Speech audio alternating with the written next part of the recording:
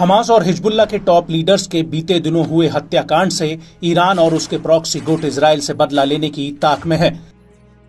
Iran ने खुलेआम Israel को बड़े हमले की धमकी दे डाली है। वहीं लेबनान का हिजबुल्लाह समूह लगातार इजराइल पर हमलावर है। ऐसे में मिडिल ईस्ट लगातार जंग की आग की तरफ बढ़ता हुआ नजर आ रहा है। हमास के बीते साल 7 अक्टूबर को इजराइल पर किए हमलों से शुरू हुआ संघर्ष अब तक जारी है। जंग हर दिन एक नया मोड़ ले रही है।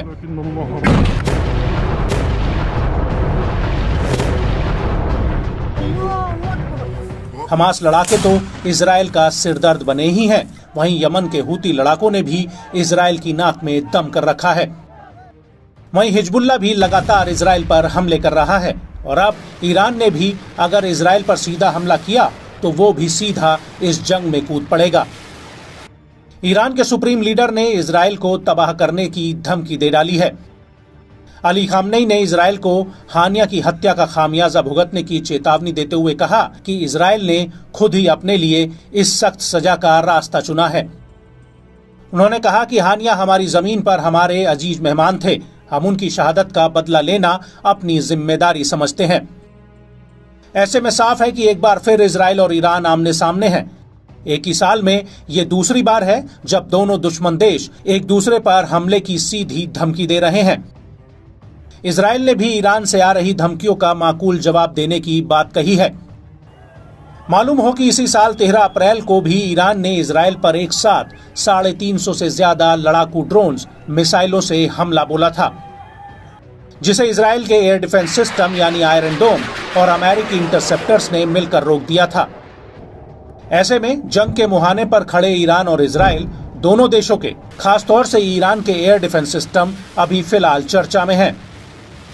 बताया जाता है कि पिछले कई सालों से ईरान ने अपने ही घर में एडवांस टेक्नोलॉजी से लैस एयर डिफेंस सिस्टम और रेडार बनाए हैं, जो दुनिया के देशों के लिए अब तक एक अबूझ पहेली बने हुए हैं। इसी कड़ी में सबसे पहले नंबर आता है 9 डे का। क्रूज मिसाइलों, ड्रोन और दुश्मन के विमानों की ओर से दागे जा रहे हथियारों समेत कम ऊंचाई वाले खतरों से निपटने के लिए इसे डिजाइन किया गया है। 9 डे मिसाइलों का लॉन्चर एक modified Sevom Khordad road mobile medium range की एयर डिफेंस मिसाइल सिस्टम पर लगाया गया है।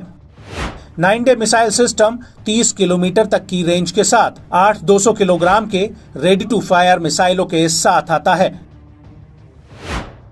ये 22 से 32 सेकंड के बीच अपने टारगेट तक पहुंच सकता है। 9 डे एक साथ 32 हवाई खतरों को ट्रैक कर सकता है। इसकी मिसाइलों को जमीन से कंट्रोल किया जाता है। इसी कड़ी में ईरान के पास अरमान नाम का एक और एयर डिफेंस सिस्टम है।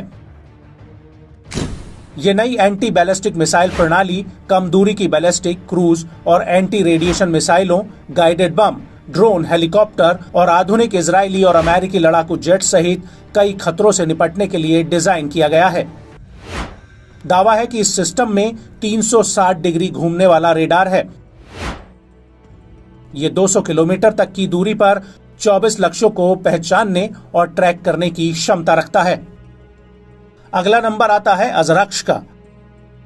यह सिस्टम छोटे ट्रकों से ले जाने में सक्षम होता है। ये 4.5 किलोग्राम HE फ्रैग वॉरहेड और 70 किलोग्राम तक की मिसाइलों के साथ आता है। सिस्टम की 4 रेडी टू लॉन्च मिसाइलें सेल्फ गाइडेड होती हैं। ये एक मॉड्यूलर है। इसे युद्धपोतों या फिर मिलिट्री साइटों से भी जोड़ा जा सकता है। ईरान के पास एक और एयर डिफेंस सिस्टम है जो अपग्रेडेड बावर 373 के नाम से जाना जाता है। ये लंबी दूरी का सतह से हवा में वार करने वाला और एंटी बैलिस्टिक मिसाइल सिस्टम है।